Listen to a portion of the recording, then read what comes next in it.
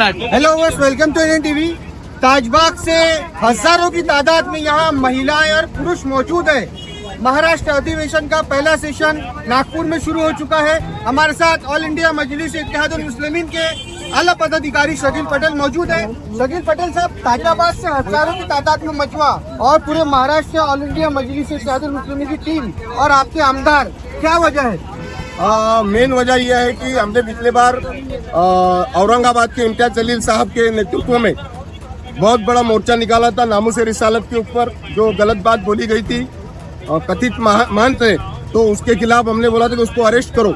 लेकिन बाद में हमें मालूम पड़ा कि अरेस्ट करने की जो बात बोली थी, लेकिन सरकार की तरफ से ऐसा कोई भी प्रावधान नहीं है कि किसी भी नामूस रिसालत या किसी भी धार्मिक महामानव के खिलाफ अगर कोई कुछ बोलता है तो उसके लिए सख्त कानून नहीं है। 1 साल की सजा है और सिंपल सी पुलिस स्टेशन से बेल हो जाती है। तो हमने ये डिमांड रखी है कि नामूस रिसालत या किसी भी धार्मिक महामानव के खिलाफ अगर कोई भी कुछ अगर गलत बयानबाजी करता है तो उसके ऊपर यूएपीए मौका सरीका सख्त से सख्त कानून लागू होना चाहिए। ये हमारी पहली डिमांड है और उसके लिए गवर्नमेंट से हमारी डिमांड है। हमारे मंत्री साहब, हमारे आमदार साहब भी ये बोलने वाले हैं कि इसके ऊपर एक बिल पेश करके आप सख्त से सख्त कानून बनाएं। दूसरी बात यह है कि ताजाबाद का जो झोपड़पट्टी का मामला है, लेकिन 1 मिनट ऐसा मैं रोकूंगा आपको। नामूस रिसालत पर पिछले तकरीबन 5 साल से जितना मुझे अंदाज है आप लोग धरने जो है अधिवेशन में देते हैं, तो उस पर कोई इम्प्लीमेंटेशन नहीं होता है, तो ऐसा क्यों?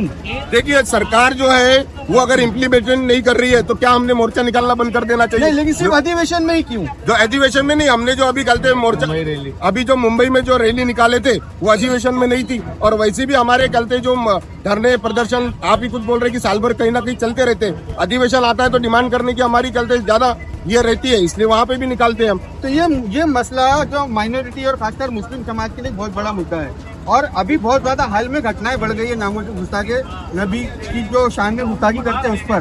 तो और एक दिन में मुंबई का आपका जो धरना है वो इम्तियाज जलील साहब ने इतना बेहतरीन धरना दिया, लेकिन वो तकरीबन 2 से 3 दिन का धरना एक दिन में क्यों वापस ले लिया?